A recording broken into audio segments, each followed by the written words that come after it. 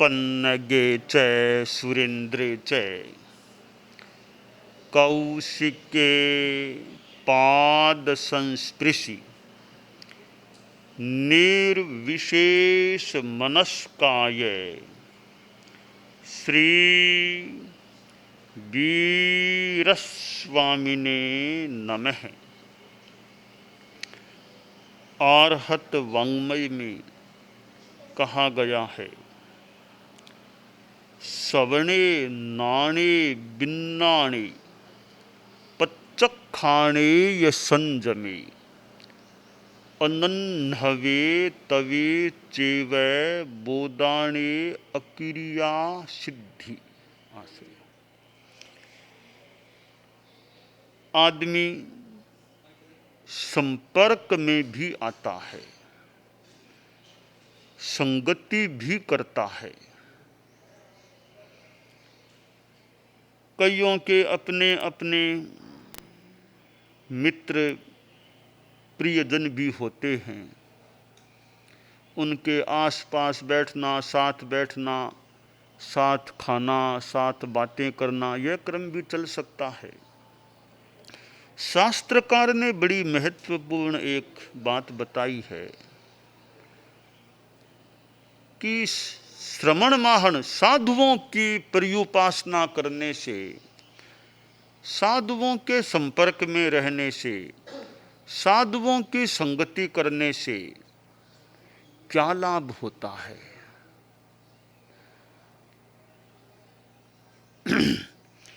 एक के बाद एक यूं 10 लाभ,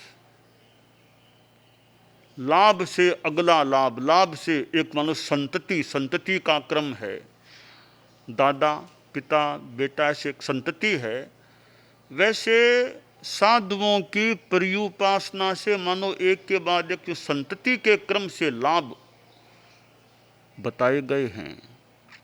आश्रय पहला लाभ बताया है सवणे, कि साधुओं के परिपार्श्व में रहने से सुनने का अवसर मिल सकता है। अच्छी बात को सुनना भी अच्छा है। कोई कह दे जीवन में नहीं उतारेंगे तो सुनने से क्या लाभ है। देखिए कि एक कदम भी चल गया तो कुछ तो दूरी कम हो गई ना। मंजिल हमारी 100 कदम चलने पर मिलेगी, तो कोई एक कदम भी चला, 2 कदम भी चला तो मंजिल हमसे कुछ तो निकट हो गई। कोई कह दे 1-2 कदम से क्या होगा जब तक 100 पूरे नहीं होंगे। ठीक है, 100 भी कभी पूरे हो सकते हैं, पहले 1-2 तो चलो, फिर तीसरा कदम लो, चौथा कदम उठाओ, 5वां उठाते उठाते एक दिन वो 100वां कदम आ जाएगा, मंजिल मिल सकती है। तो बिकॉज सुनने से क्या फायदा, जीवन में नहीं उतारते हैं लोग। मत उतारना चाहिए, नहीं भी उतारे तो उनका एक कदम तो ठीक हो गया ना, कि सुन तो लिया अच्छी बात को, तो आज नहीं तो कल, कल नहीं तो परसों कभी जिंदगी में उतार भी सकते हैं। सुनेंगे ही नहीं, जानेंगे ही नहीं, तब तो जीवन में उतारने की संभावना और कम हो सकेगी। तो पहला लाभ जो बताया साधुओं की पर्युपासना का, वह है श्रवण, सवणे, कि सुनने को मिलता है। आज सुनने की तो बड़ी सुविधा हो गई है, तकनीकी ने कितनी सुविधा कर दी है कि एक जगह भाषण होता है, हजारों लाखों कितने लोग अपने अपने घरों आदि आदि में बैठे बैठे भी बात को सुन पा सकते हैं, सुन सकते हैं। यानी सुनना बड़ा सुगम हो गया है, आसान हो गया है। इतनी आसान स्थिति है तो अब भी कोई नहीं सुने कि नहीं सुन, अब सुनने में इतनी लापरवाही क्यों। अब तो घर बैठे तुमको सुनने को मिल सकता है, न जाने का समय लगा, न आने का समय लगा, न गाड़ी में बैठने का समय लगा, न कितना बचाव हो गया और घर बैठे बैठे अपना सुन लिया। तो कितना आसान एक स्थिति का निर्माण हो गया है। तो साधुओं से सुनने का मौका मिलना भी बहुत बढ़िया बात है। आप देखिए 1 घंटा कोई साधु का प्रवचन होता है, आप लोग सुन रहे हैं, 1 घंटा तक सुनते हैं, साथ में सामायिक भी कर लें तो सुनने का तो लाभ है ही है, यह सामायिक का और लाभ हो गया, सावध्य योग का त्याग हो गया, एक मुहूर्त का वो और कितना लाभ हो गया। तो सुनना यानी सोने पे सुहागा की बात हो गई कि प्रवचन श्रवण साथ में सामायिक दोनों लाभ हो जाते हैं। तो सुनने से ज्ञान मिलता है। सुनने से आदमी कम से कम 1 घंटा सुनने में बैठा है तो 1 घंटा कितने पापों से बच गया। सामायिक कोई नहीं भी करे मान लो तो भी 1 घंटा कितने पापों से बच गया। 1 घंटा वो नहीं सुनता और कहीं होता तो सावध्य कामों में समय जा सकता था, फालतू बातों में जा सकता था, तो कितने पापों से बचाव हो गया अगर आदमी 1 घंटा सुनने में लग गया है। तो सुनने से अशुभ योगों से बचाव, सामायिक के लिए तो और अच्छी तरह अशुभ योगों से बचाव। सुनने से जानकारियां मिलती हैं। कई बार व्यक्तिगत खुद के जीवन की समस्या का समाधान सुनने से मिल सकता है। और हमारे संत लोग जो युवा संत हैं वो ध्यान से सुनते हैं। वक्ता अच्छा है तो व्याख्यान का तरीका भी आ सकता है, कैसे व्याख्यान देना, कैसे कहानी करना, कैसे बोलना, कौन सा श्लोक कहाँ करना, यह ज्ञान भी अपना अग्रणी भी मान लो व्याख्यान देता है, अच्छा विद्वान अग्रणी है, उसको भी सुनते रहें, खास खास बात नोट करते रहें तो सुनते सुनते खुद वक्ता बन सकता है आदमी। सुनने वाला श्रोता है वो कभी वक्ता भी बन सकता है। ध्यान से सुने तो, ग्राहक बुद्धि से सुने तो कितना ग्रहण किया जा सकता।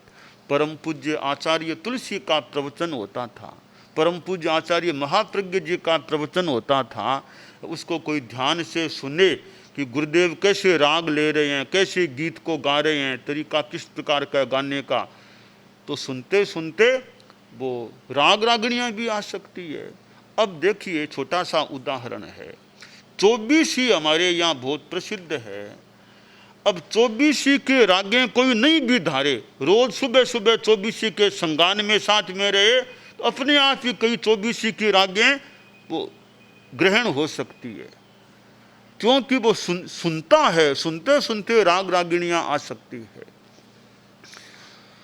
तो हम ध्यान से सुनते हैं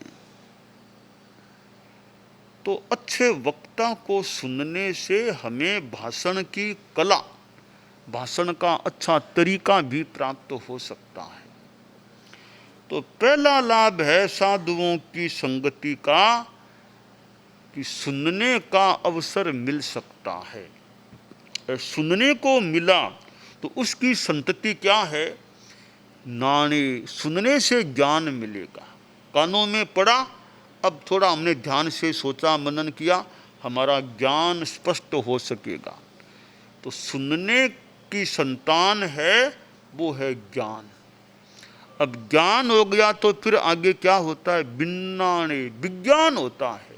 साइंस, कौन सी साइंस, हेयोपादेय विवेक।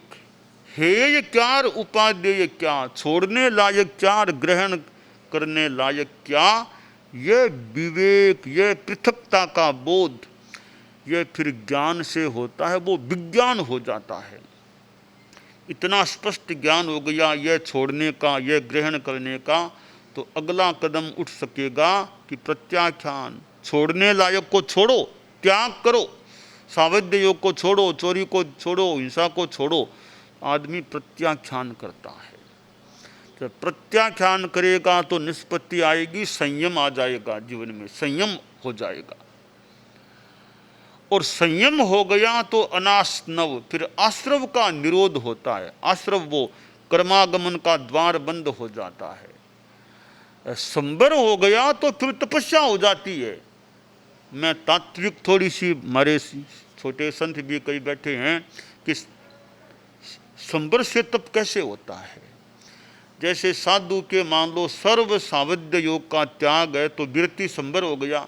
अब विरति संबर में है, वो चलेगा, चलना भी तप है उसका, बोलेगा तो बोलना भी तप है, खाएगा तो खाना भी तप है।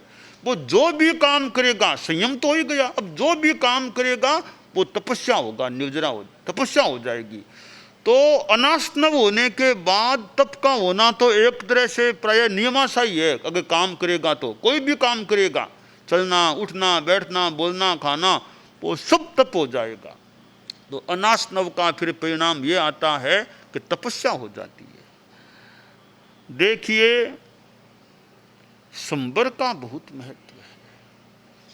संबर और तप को दोनों में तुलना करे कि दोनों में ज्यादा बढ़िया कौन सा, दोनों में तो मैं निष्कर्ष निकाल पाया हूं, दोनों में तुलना करो तो संबर ज्यादा श्रेष्ठ है, बढ़िया है। क्योंकि संबर आ गया है तो कर्मों को तो कभी झड़ना ही होगा, उनका तो काल विपाक बहुत झड़ेंगे ही झड़ेंगे। हम प्रयास करें न करें कर्मों को झड़ना ही पड़ेगा। संबर आ गया है तो आगे कर्म बंधेंगे नहीं, पुराने कर्मों को जाना ही पड़ेगा, तो अपने आप मोक्ष मिल जाएगी।